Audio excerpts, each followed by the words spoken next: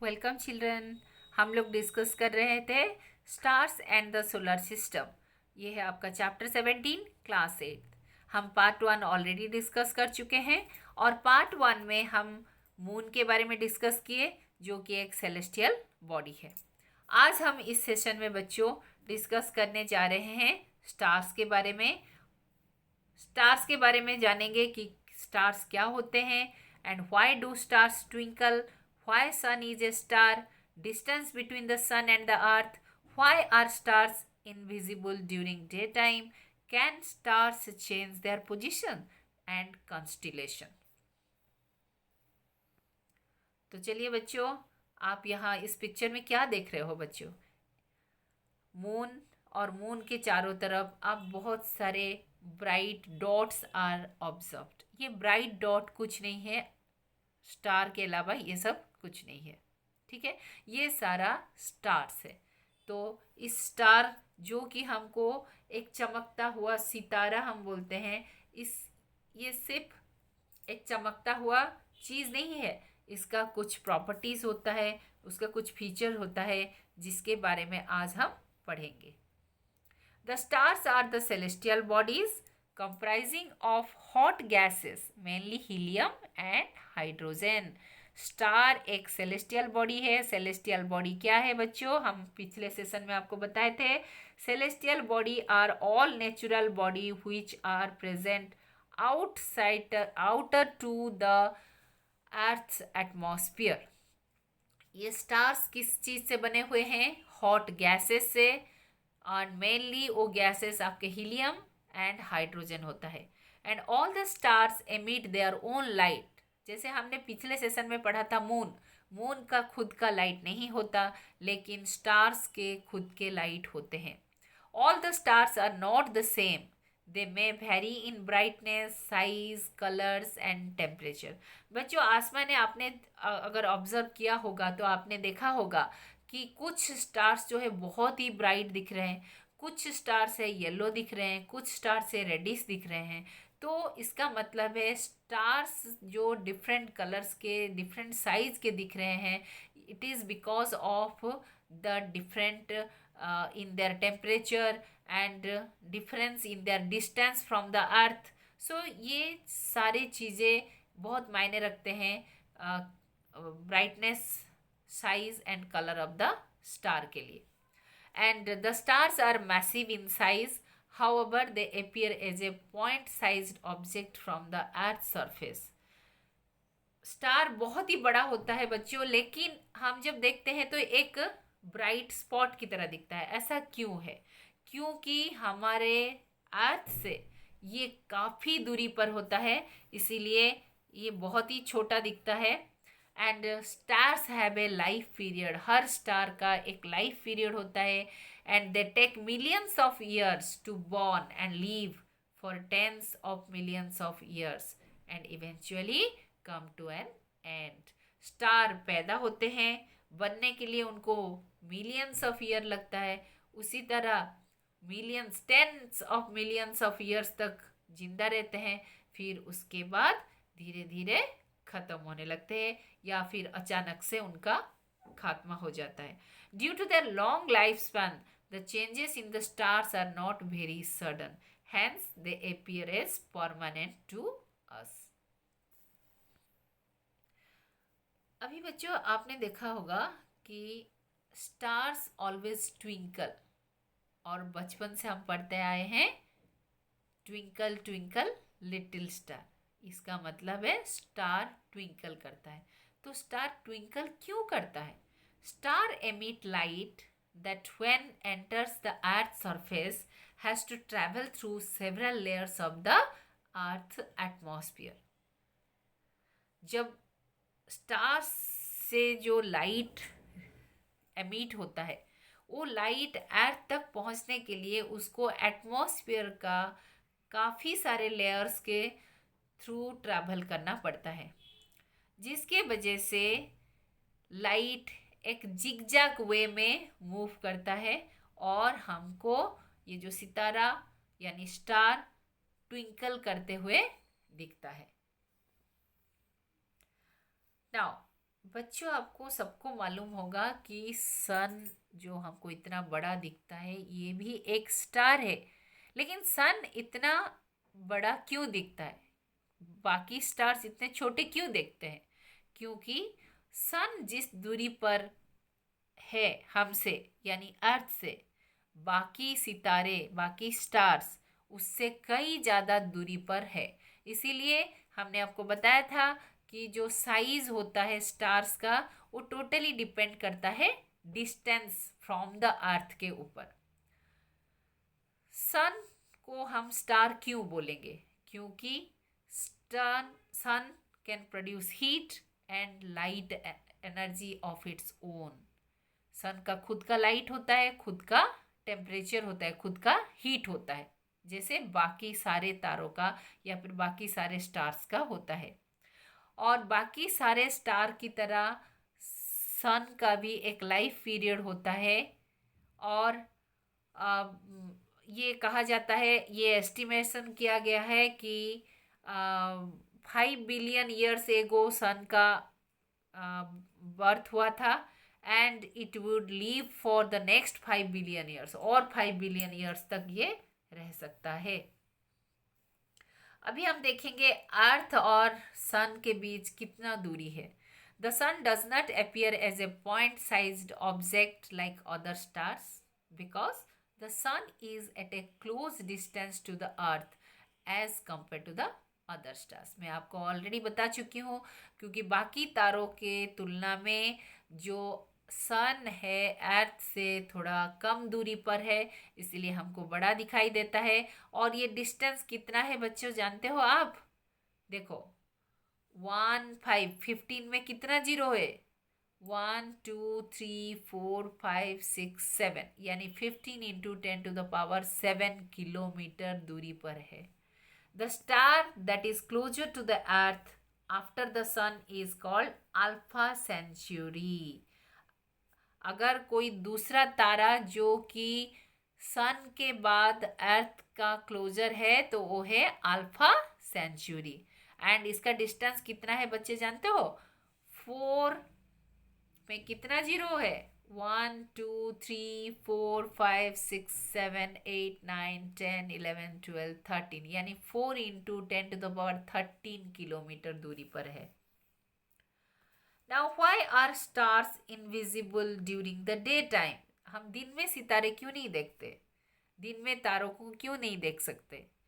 क्योंकि ये जो स्टार्स है स्काई में दिन में भी प्रेजेंट होते हैं और रात में भी प्रेजेंट होते हैं। ऐसा नहीं कि दिन में गायब हो जाते हैं रात में अपीयर होते हैं, ऐसा नहीं है बच्चों। लेकिन दिन में हम इसलिए देख नहीं पाते क्योंकि सन रे इतना ब्राइट होता है कि हम स्टार्स को देख नहीं पाते। अभी ये क्वेश्चन आता है हमारे दिमाग में कभी कभी, can stars change their position? Stars क्या अपना पोजीशन चेंज कर सकते हैं? If we observe a star और a group of stars for some hours, their position appears to change. This is because of the motion of the earth. The earth keeps on revolving around the sun and hence the changes its position with respect to the stars. बच्चों आप अगर आसमान की तरफ देखते रहोगे तो आपको लगेगा कि जो स्टार्स है मूव कर रहे हैं, धीरे धीरे मूव कर रहे हैं। लेकिन बच्चों स्टार्स मूव नहीं करते, स्टार्स परमानेंटली एक जगह पर रहते हैं। लेकिन ये मूव करते हुए दिखाई क्यों देते हैं? क्योंकि अर्थ मूव करता है, इसीलिए स्टार मूव करते हुए दिखाई देता है। जैसे हम ट्रेन में बैठे हैं, ट्रेन आगे चल रहा है तो ट्रेन के दोनों तरफ जो पेड़ पौधे हैं वो हमको लगता है कि पीछे की तरफ दौड़ रहे हैं, लेकिन असल में होता क्या है, ट्रेन आगे की तरफ भागता है, इसीलिए हमको लगता है कि पेड़ पीछे की तरफ दौड़ रहे हैं। लेकिन पेड़ स्टैटिक होता है, मूव नहीं करता है।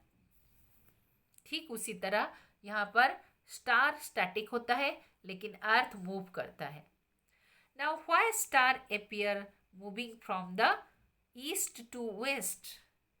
अगर आप अच्छे से ऑब्जर्व करोगे बच्चों तो आपको आप सन का ही केस ले लो, ये हमेशा ईस्ट से वेस्ट की तरफ मूव करता है। सुबह हम ईस्ट में देखते हैं और शाम को हम वेस्ट में देखते हैं। ऐसा क्यों होता है?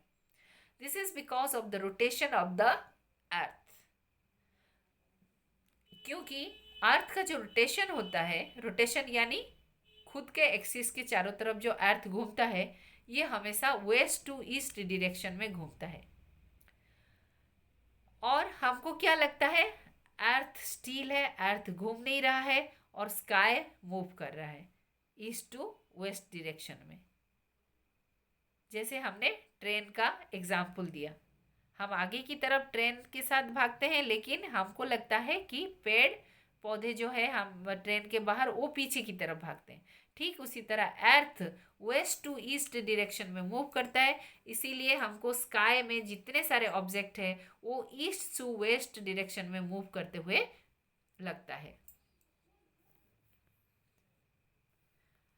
Now the significance of pole star. बच्चों, आपने पोल स्टार के बारे में सुना होगा। इसको पोलारिस भी कहा जाता है, which is situated very close to the Earth's axis of rotation. Axis of rotation के पास होता है, and as a result the position of the pole star appears to be fixed. This is unlike the other stars as their position keeps on changing with the respect to the earth. बच्चों, हम सन को सुबह देखते हैं east में, शाम को देखते हैं वेस्ट में, लेकिन पोल स्टार कभी अपना पोजीशन चेंज करता हुआ दिखाई नहीं देता। ऐसे तो कोई स्टार भी अपना पोजीशन चेंज नहीं करते, लेकिन अर्थ का जो रोटेशन होता है उसके वजह से हमको मूव करते हुए दिखाई देता है। लेकिन पोल स्टार मूव करता हुआ क्यों दिखाई नहीं देता?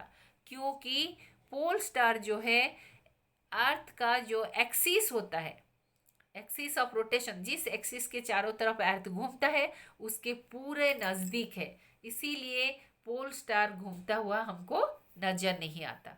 ये है बच्चों पोल स्टार, और ये जो एरो है that passes through the earth is the axis of the earth, जिसके चारों तरफ अर्थ घूमता है। Now constellations. Constellation is described as a group of stars that forms a recognizable shape or pattern. हम आपको पिछले सेशन में बताए थे बच्चों, जो स्टार्स होते हैं they are also the celestial body, और ये स्टार कभी कभी डिफरेंट शेप बनाते हैं, डिफरेंट पैटर्न बनाते हैं, एक से ज़्यादा स्टार मिलकर, और उसको कहा जाता है constellation. Ancient people used constellation as a way to recognize the stars. Stars को recognize करने के लिए, जानने के लिए, पहचानने के लिए पुराने ज़माने में लोग constellation को follow करते थे। The shape of the constellation generally resembles with object that ancient people used. There are actually not only 5 to 10 stars in a constellation, उससे कहीं ज़्यादा stars भी हो सकते हैं constellation में, and the stars that make up a constellation are found in the same line of sight. However, the distance between these stars is not the same.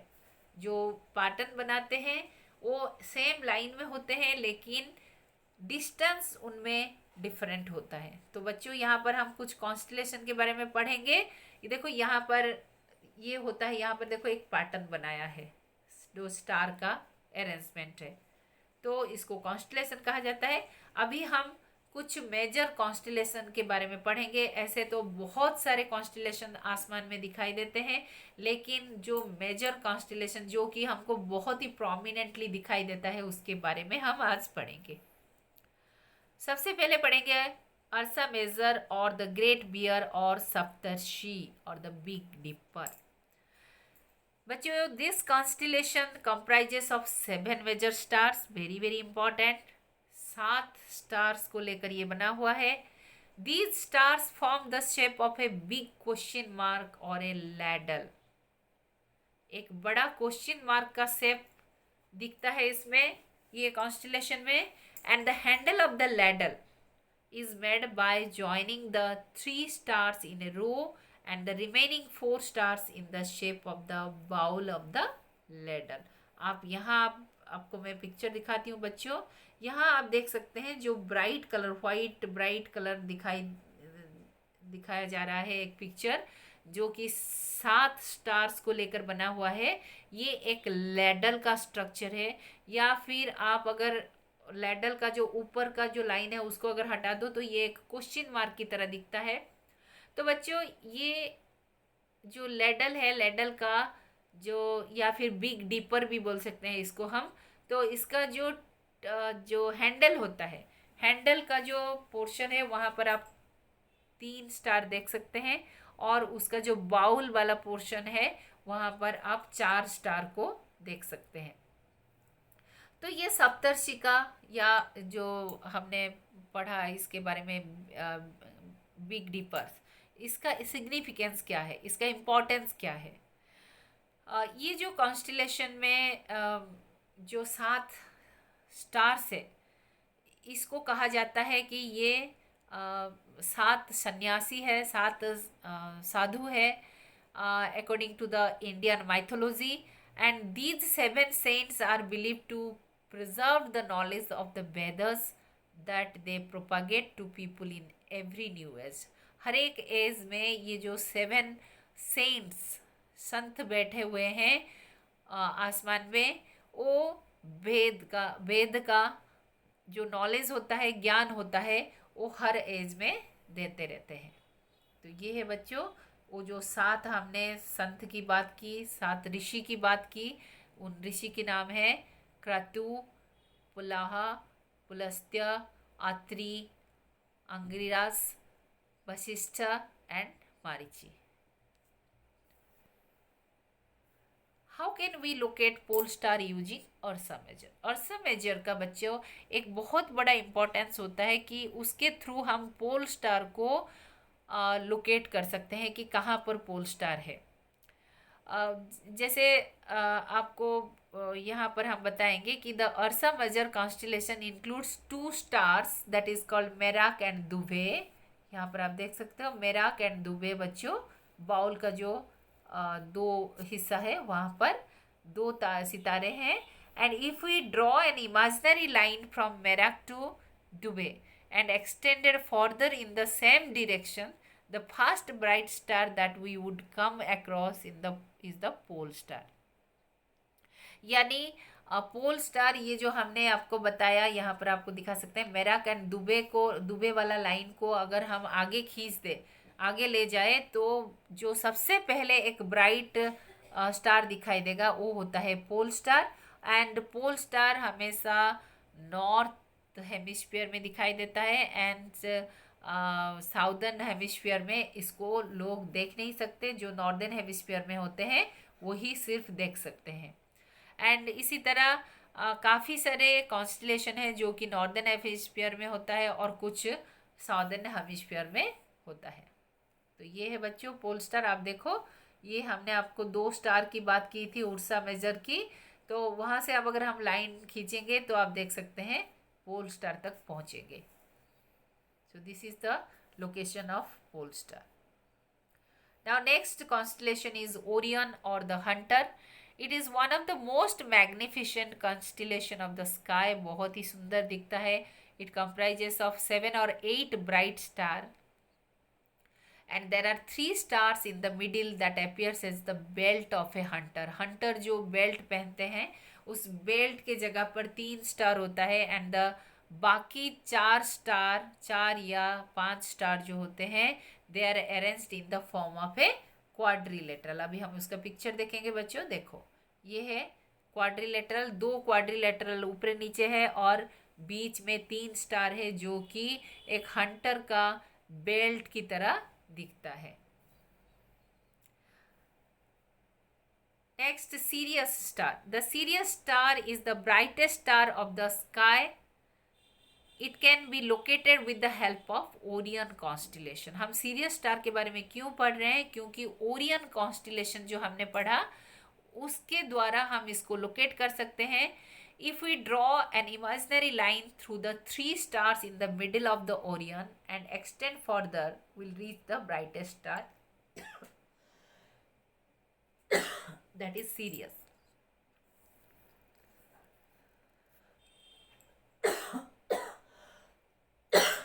Excuse me. सो ये जो बेल्ट की जगह पर 3 स्टार है उसको अगर हम एक्सटेंड कर दे तो हम ब्राइटेस्ट स्टार तक पहुंचेंगे, वो होता है आपका सीरियस स्टार। ये रहा बच्चों, किस तरह हम जानेंगे सीरियस स्टार को।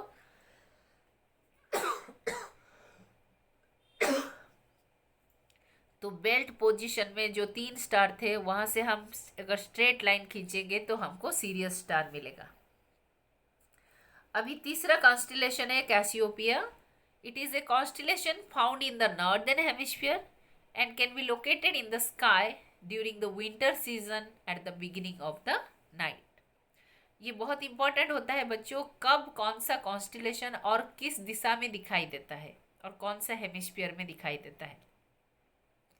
The shape of this constellation resembles with W or a distorted M. M को थोड़ा अगर हम टेढ़ा कर दें तो जिस तरह स्ट्रक्चर बनता है तो उसी तरह का ये पैटर्न बनाता है।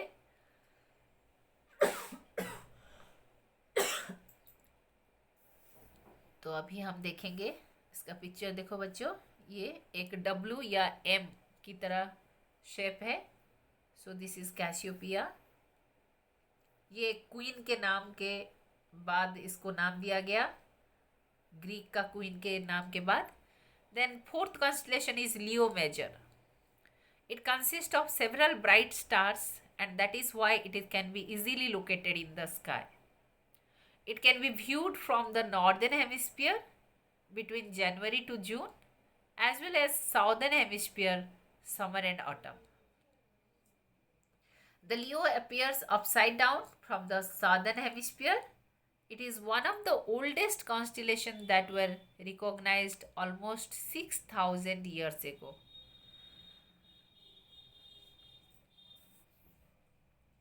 ये बच्चों एक लायन की शेप का शेप देता है ये। This pattern gives the shape of an lion, so इसीलिए उसको लियो कहा जाता है। तो बच्चों आज हम इस सेशन में स्टार्स के बारे में बहुत कुछ जाने और कॉन्स्टिलेशन के बारे में भी जाने।